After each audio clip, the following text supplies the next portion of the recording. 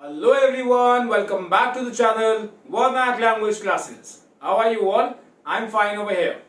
I am back with another video for the CUET 2023, and before the video I would like to say a big sorry to all of you because मैं काफ़ी दिनों से इधर गायब था and उसका reason भी मैंने एक recent community post में बताया था that I was busy with some very important work, but now everything is done and dusted. I am here. From now, I'll be giving you regular videos on your CUET preparation.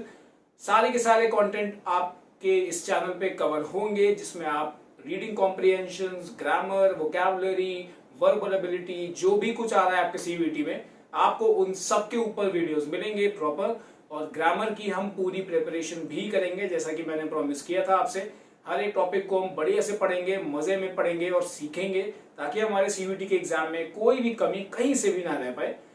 आज के इस video में मैं आपको बताने वाला हूं कि रीडिंग कॉम्प्रिहेंशन एक ऐसा सेगमेंट किसी भी एग्जाम का, चाहे वो 12th के हो, चाहे वो CUET की बात हो या फिर वो किसी भी कॉम्पिटिटिव एग्जाम में हो, रीडिंग कॉम्प्रिहेंशन लिटरेचर का, लैंग्वेज का एक वो पार्ट है जो बच्चों को हमेशा प्रॉब्लम में डालता है, क्योंकि ये अकेला ऐसा एक सेगमेंट है जो बिल्कुल अनएक्सपेक्टेड होता है। आपको कितनी भी आप प्रैक्टिस कर लो, आप कितना भी इसके बारे में स्टडी कर लो, बट एक जो होता है ना कि एक रैंडम फैक्टर कि कुछ भी आ सकता है, कहीं से भी आ सकता है, हो सकता है किसी ऐसी एक ऐसे चीज के बारे में पैसेज आ जाए जिसके बारे में आपको बिल्कुल ना पता हो, या फिर कोई ऐसी अलग ही टॉपिक के ऊपर आ जाए जो आपने कभी पढ़ा ना हो। तो ये एक जो रैंडम जो एक डर होता है बच्चों के अंदर और एक हम कह सकते हैं इनकॉन्फिडेंस होता है, ये यही रीजन है कि बच्चे इस सेगमेंट में चाह के भी कॉन्फिडेंट फील नहीं कर पाते हैं। लेकिन डरने की बात नहीं है, माना कि ये अनएक्सपेक्टेड होता है, लेकिन इसको सॉल्व करने का तरीका वो अनएक्सपेक्टेड नहीं होता है, वो पहले से फिक्स्ड होता है। आपकी अप्रोच क्या होने वाली है और आप किस तरह अपने पैसेज को बहुत बढ़िया से सही सॉल्व करके आ सकते हो बिना किसी दिक्कत के। तो आज के इस वीडियो में मैं आपको यही बताऊंगा कि आपको रीडिंग कॉम्प्रिहेंशन में क्या करना है, किस तरह से प्रिपेयर करना है। क्योंकि आप देखो आज आई गेस 17 अप्रैल आज है और अब लगभग एक महीना ही बचा है हमारे CUET के एग्जाम्स स्टार्ट ऑफ होने में। हमें इस एक महीने में अच्छे से अपने आप को तैयार कर लेना है ताकि हमारे एग्जाम में हमें कोई दिक्कत ना फेस करनी पड़े। Without wasting any more time, let's get to the video. Starting with the reading comprehension, एक बार ये समझ लो कि रीडिंग कॉम्प्रिहेंशन क्या है, like what actually is the meaning of reading comprehension. इसका एक बहुत ही सही मीनिंग है, वो है कि जो भी आपको कॉम्प्रिहेंशन मिलते हैं उनका एक ही मोटिव होता है, to check your language and your check your ability, like आप किस तरह अपनी लैंग्वेज को इंटरप्रेट करके आप उसको किस तरह समझ के उसको आंसर करते हो, एंड ऑल्सो उनके वोकैबुलरी को और उसकी जो एक हम कह सकते हैं जो एक थीम होती है हर एक पैसेज की, हर एक कॉम्प्रिहेंशन की, आप उसको किस तरह इंटरप्रेट करते हो और उसको किस तरह अपने अंडरस्टैंडिंग के अकॉर्डिंग उसको आप आंसर करते हो। ये है कॉम्प्रिहेंशन आपका। अब कॉम्प्रिहेंशन में मैंने आपको एक रीसेंट वीडियो में बताया था कि आपको 3 टाइप के पैसेजेस मिलने वाले हैं, इसमें से कोई भी आ सकते हैं। एक तो होता है हमारा नैरेटिव, एक होता है लिटरेरी और एक होता है हमारा फैक्चुअल। तो ये तीनों टाइप के पैसेजेस आपको मिलेंगे। तीनों ही पैसेजेस के क्राइटेरियाज अलग अलग होते हैं। तीनों पैसेजेस को पढ़ने का, उनको समझने का, उनको इंटरप्रेट करने का तरीका भी अलग होता है। लेकिन इन सबसे ऊपर एक चीज है, और वो चीज क्या है वो मैं आपको आज बताने वाला हूं। तो रीडिंग कॉम्प्रिहेंशन की बात आपने समझ ली। मास्टर प्लान क्या है इसको करने का? मास्टर प्लान बहुत सिंपल है। देखो मैंने आपको बताया कि 3 टाइप के पैसेज होते हैं, उन तीनों टाइप में क्राइटेरिया अलग होता है, उनको पढ़ने का तरीका अलग होता है, स्टडी अलग तरीके से किया जाता है तीनों को। लेकिन तीनों में एक कॉमन चीज होती है कि उन तीनों में आपको लैंग्वेज मिलती है। लैंग्वेज का मतलब है कि आपको उन तीनों में जो लिखा हुआ है वो तो समझना ही पड़ेगा। हाँ, तीनों पैसेजेस का मोटिव अलग हो सकता है, तीनों पैसेजेस की इंफॉर्मेशन अलग अलग होगी। एक फैक्चुअल की बात करेंगे तो उसमें आपको डेटा मिल जाएगा।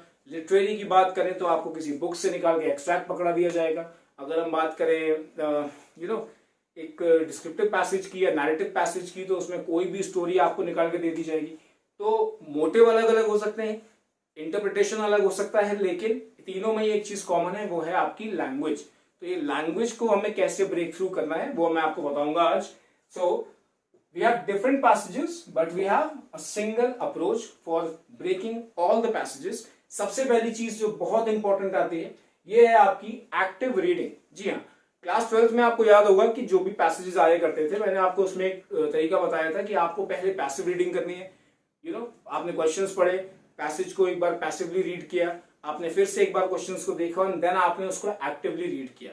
तो ये सीयूईटी में अब की बार चंपकलाल गढ़ा वाली रीडिंग स्ट्रैटेजी नहीं यूज होगी, क्योंकि पैसेजेस पहली बात तो बड़े आएंगे, दूसरी बात इनका लेवल 12 से थोड़ा सा ऊपर होता है in case of vocabulary and in case of sentence formation. एक बेसिक इंग्लिश स्पीकर के लिए, जैसे कि कई सारे बच्चे हैं जिनकी इंग्लिश बहुत ज्यादा स्ट्रांग नहीं है, ठीक ठाक सी है, उनके लिए ये लेवल को एक बार में या दो बार में जल्दी जल्दी पढ़ के समझना मुश्किल होता है। इसीलिए आपको टाइम मैनेजमेंट देखते हुए, अपने टाइम को नजर में रखते हुए सिर्फ एक बार पढ़ना होगा पैसेज, और एक बार में उसकी एक्टिव रीडिंग करनी होगी, उसको समझना होगा अच्छे से, और उसको समझ के आपको अपने आंसर्स के ऊपर काम करना होगा। तो एक्टिव रीडिंग के लिए आपको करना क्या है ये सुन लो। अभी 1 महीना बचा है, इस 1 महीने में आपको बढ़िया से पैसेजेस को उठाना है और उनको रीड करना शुरू करना है। रीडिंग आपको कैसे करनी है? एक रीडर होता है जो पढ़ते पढ़ते वर्ड्स को पढ़ रहा होता है, उसको वर्ड्स के मीनिंग पता होते हैं, वो हर एक वर्ड का मीनिंग उसके दिमाग में ट्रांसलेट हो रहा होता है। बट द प्रॉब्लम इज कि जब वो पैसेज को पढ़ रहा होता है तो उसके दिमाग में उस पूरे पैसेज की अंडरस्टैंडिंग डेवलप नहीं हो पाती है।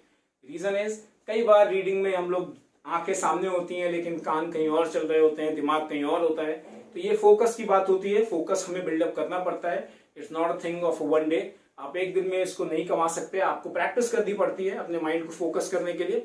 उसको प्रैक्टिस करने का बेस्ट तरीका है दैट अभी से स्टार्ट हो जाओ रीडिंग की प्रैक्टिस करने में। एक्टिव रीडिंग करो, बिकम एन एक्टिव रीडर, उसको अच्छे से रीड करो, उसको अंडरस्टैंड करो। अंडरस्टैंडिंग में शुरुआत में बहुत दिक्कत आएगी, आपको सेंटेंसेस समझ नहीं आएंगे बिकॉज आपकी इंग्लिश भी वीक है प्लस आपकी वोकैबुलरी भी वीक है। वेल, उसकी कोई दिक्कत नहीं है। 1 महीने के टाइम में अगर आप पैसेजेस को रीड करते रहोगे you will become an active reader, और आपको अपने आप अंडरस्टैंडिंग डेवलप होना शुरू हो जाएगी। लेकिन आपका काम सिर्फ यहां खत्म नहीं होता, एक्टिव रीडिंग के साथ साथ आपको करनी है एनालाइजिंग।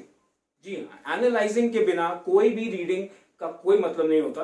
एनालाइजिंग इज, आप जो भी पढ़ रहे हो उस हर एक पैराग्राफ को, हर एक लाइन को एनालाइज करते हुए जरूर चलना है कि भाई ये लाइन किस डायरेक्शन में जा रही है। हर एक पैसेज का एक सेंट्रल आइडिया, एक थीम जरूर होती है। अगर आपने सेंट्रल आइडिया को नहीं समझा, अगर आपने ये नहीं जाना कि यार ये जो भी बताया जा रहा है ये किस बेसिस पे बताया जा रहा है, तो फिर आपकी रीडिंग का बेनिफिट क्या हुआ क्या? कुछ बिल्कुल भी नहीं हुआ। इसीलिए एक्टिव रीडिंग के साथ साथ आपको एनालाइजिंग करना बहुत जरूरी है। एनालाइजिंग कैसे करोगे अलग अलग पैसेजेस की, वो हम आगे की वीडियोस में बात करेंगे, उसकी टेंशन मत लेना। लेकिन एनालाइजिंग ओवरऑल हर एक पैसेज की बहुत इंपॉर्टेंट है while reading each and every line. और एनालाइजिंग के बाद आता है हमारा एक बहुत ही क्रूशियल पार्ट जिसे हम कहेंगे समराइजिंग। अब देखो, कोई पैसेज अगर आपका 300-400 वर्ड्स का है, इस 400 वर्ड्स को आप अपने ब्रेन में फिक्स्ड नहीं रख सकते, पॉसिबल नहीं है। आप इन 400 वर्ड्स में जो जो लिखा हुआ था उसको एक ही ऑर्डर में आप बिल्कुल सही तरीके से नहीं ध्यान में रख सकते हो। ह्यूमनली ये चीज पॉसिबल नहीं है। इसीलिए यहाँ पे काम आती है समराइजिंग। जैसे आप लोग चैप्टर्स को पढ़ते थे और आप लोग चैप्टर्स को बुक से पढ़ के अपनी नोटबुक में नोट्स बनाया करते थे, याद है? टीचर्स हमेशा नोट्स बनवाते थे। तो नोट्स का काम क्या होता था कि 5-6 पेजेस का जो चैप्टर है या फिर 10 पेजेस का जो चैप्टर है उसको 1 से 2 पेजेस में कैसे आपको लेके आना है while covering all the main points, ये होती थी समराइजिंग। 12th में जब हमने चैप्टर्स को पढ़ा तो मैंने बड़े बड़े चैप्टर्स को आपको 10 मिनट के अंदर या 15 मिनट के अंदर सारा उसकी A to Z सब कुछ समझा दिया, सारे पॉइंट्स कवर कर दिए। वो होती थी समराइजिंग। उसमें क्या फायदा होता है कि आपका टाइम भी बचता है, सेकेंडली आपको इजीली रिमेंबर भी कर पाते हो उसको, और थर्डली आपको एक जगह पे सारा डिटेल मिल जाती है कि भाई मुझे ये चीजें मैंने पढ़ी हैं और इसकी ये चीजें इंपॉर्टेंट है। इसीलिए समराइजिंग बहुत जरूरी है। और एक और बात है, that is to find the vocabulary of your comprehensions. आपके सीयूईटी में जो वर्ड्स का लेवल होगा वो काफी अलग होने वाला है as compare to your 12th class examination. इसमें आपकी वोकैबुलरी में कई सारे वर्ड्स ऐसे आएंगे जो आप पहली बार पढ़ोगे, जो आपने कभी ना तो पढ़े होंगे, और कई ऐसे वर्ड्स भी होते हैं जिनको पढ़ के आपको कहीं ना कहीं पता होता है कि ये शायद से ये मतलब होगा इसका, लेकिन कई वर्ड्स ऐसे होते हैं जिनको पढ़ के आपको कोई आइडिया नहीं लगता कि ये आखिर क्या कहना चाह रहा है। उसका भी एक तरीका है, राइटिंग द वर्ड्स। आप उन सारे अजीबोगरीब वर्ड्स को लिखना शुरू करो, उनके मीनिंग्स आप फाइंड आउट करो। उनके मीनिंग्स आपको फाइंड आउट होने के बाद में आपका काम खत्म नहीं होने वाला, क्योंकि याद रखना, डिक्शनरी या गूगल पे आप जो भी मीनिंग्स देखते हो वर्ड के, वो उन वर्ड्स के एग्जैक्ट मीनिंग्स होते हैं, लेकिन पैसेजेस में हर एक वर्ड अपने एग्जैक्ट मीनिंग के साथ में यूज हुआ हो ये जरूरी नहीं है। आपने लिटरेचर में एक चीज देखी होगी लास्ट ईयर कि कोई वर्ड का एक्चुअल मीनिंग अलग होता है, लेकिन उसको एक डिफरेंट सेंस में यूज किया जाता है विद इन दैट पैराग्राफ और passage. In the same way आपके हर एक कॉम्प्रिहेंशन में इट इज नॉट मैंडेटरी कि वो वर्ड अपने एग्जैक्ट मीनिंग के साथ में यूज हुआ होगा। तो बस ये 4 पॉइंट्स को आप लोग अभी से शुरू कर दो अपना प्रैक्टिस करना। रही बात पैसेजेस की कि आप लोग पैसेज कहाँ से पढ़ो या फिर कहाँ से मिलेंगे, तो बहुत तरीके हैं उसके। आप सीयूईटी के प्रीवियस ईयर जो क्वेश्चन पेपर थे उनमें जा सकते हो, एनटीए की वेबसाइट पे आपको मिल जाएंगे। साथ ही साथ आप जो भी कॉम्पिटिटिव एग्जाम्स होते हैं जैसे कि सीजीएल, सीएचएसएल, एनडीए या फिर बैंकिंग के एग्जाम्स होते हैं, जितने भी ये मतलब एक मॉडरेट लेवल के जो एग्जाम्स में लैंग्वेज मॉडरेट लेवल की आती है, या फिर जो भी एग्जाम जिसमें लैंग्वेज की इंपॉर्टेंस होती है, लैंग्वेज का एक सेक्शन होता है, आप वो सारे एग्जाम्स के क्वेश्चन पेपर्स उठा लो, नेट पे बहुत इजीली अवेलेबल होंगे। आप उनको उठाओ, उनको पढ़ना शुरू करो। अलग अलग पैसेज को पढ़ोगे, स्टार्टिंग में बहुत आलस भी आएगा, डर भी लगेगा, बट प्लीज डरना मत और आलस मत करना, क्योंकि यही 1 महीना है। इसको पार कर लिया तो फिर 3 साल ड्रीम कॉलेज में मौज करोगे, तब आपका सारा आलस सब निकल जाएगा। जब आप अच्छे अच्छे लोगों के साथ में बैठोगे, बात करोगे, इंटरेक्ट करोगे, तो बस it's just matter of 1 month. इस 1 महीने में अच्छे से रगड़ लेते हैं खुद को, और उसके बाद 3 साल एक बढ़िया सी लाइफ जीनी है, एक बढ़िया सा एक्सपीरियंस गेन करना है। For that you will have to work hard now. It's now और never, it's just 1 month, and I hope आप सब अब से स्टार्ट करोगे अपनी इंप्लीमेंट करना इन सारे स्टेप्स को। एंड बाकी तीनों पैसेजेस में किस तरह अलग अलग क्राइटेरियाज हैं, उनको स्टडी कैसे करना है, मैं उसके लिए आपके लिए तीनों पैसेजेस की सेपरेट वीडियोस लेके आऊंगा, ताकि आपको कंफ्यूजन बिल्कुल ना हो। तो बने रहना इस चैनल के साथ में। अगर सब्सक्राइब नहीं किया है अभी तक तो अभी कर दो, बेल आइकन की दबा दो, ताकि नोटिफिकेशन आपके पास तक इजीली पहुंच जाए। Well, that's it for this video. I hope you liked the video and understood everything. I will see you in another video. Till then, please take care, enjoy yourself, enjoy the weather, and take care.